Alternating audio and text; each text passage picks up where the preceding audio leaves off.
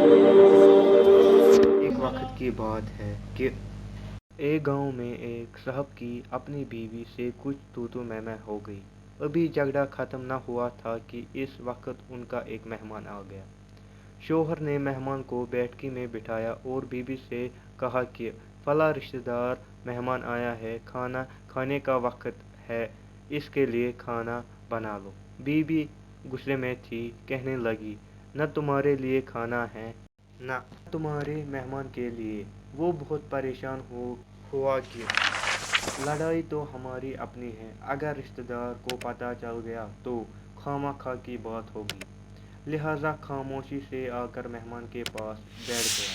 اتنے میں اسے خیال آیا کہ چلو اگر بیوی کھانا نہ پکا رہی ہو، سامنے والے پڑوسی بہت اچھے ہیں، گھر والی بات ہے، میں ان سے ایک آدمی کا کھانا بنانے کا کہہ دیتا ہوں۔ چنانچہ وہ ان کے پاس گیا اور کہنے لگا میری بیوی کی طبیعت خراب ہے، آپ ہمارے ایک مہمان کے لیے کھانا بنا دیجیے۔ انہوں نے کہا بہت اچھے، جتنے آدمیوں کا کہو کھانا بنا دیتی ہے۔ وہ مطمئن ہو کر مہمان کے پاس آیا۔ کم از کم مہمان کو کھانا تو مل جائے گا، جس سے عزت بھی بچ جائے گی۔ تھوڑی دیر بعد مہمان نے پانی مانگا۔ وہ دیکھا کہ بی بی صاحبہ تو زاروں کی طرح رو رہی ہے۔ وہ بڑا حیران ہوا کہ یہ شیرنی اور اس کے آنسو۔ کہنے لگا کیا بات ہے؟ بی بی نے پہلے سے بھی زیادہ رونا شروع کر دیا۔ کہنے لگی بس مجھے معاف کر دو۔ وہ بھی سمجھ گیا کہ ضرور کوئی خاص وجہ ہے۔ اس نے پوچھا آخر بتاؤ تو تم کیوں رو رہی ہو؟ بی بی نے کہا کہ پہلے مجھے معاف کر دو پھر میں بتاؤں گی۔ خیر اس نے کہہ دیا کہ جو لڑائی جھگڑا ہوا ہے میں نے وہ دل سے نکال دیا ہے اور تمہیں معاف کر دیا ہے۔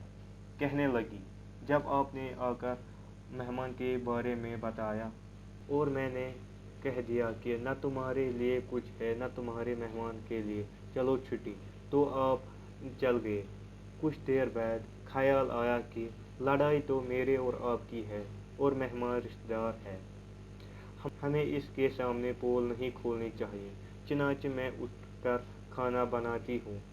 جب میں باورچی خانے میں گئی تو میں نے دیکھا کہ جس بوری میں ہمارا آٹا ہوتا تھا، ایک سفید ریش آدمی اس بوری میں سے آٹا نکال رہا ہے۔ میں یہ منظر دیکھ کر سہم گئی۔ وہ مجھے کہنے لگا اے خاتون، پریشان نہ ہو، یہ تمہارے مہمان کا حصہ تھا جو تمہارے آٹے میں شامل تھا۔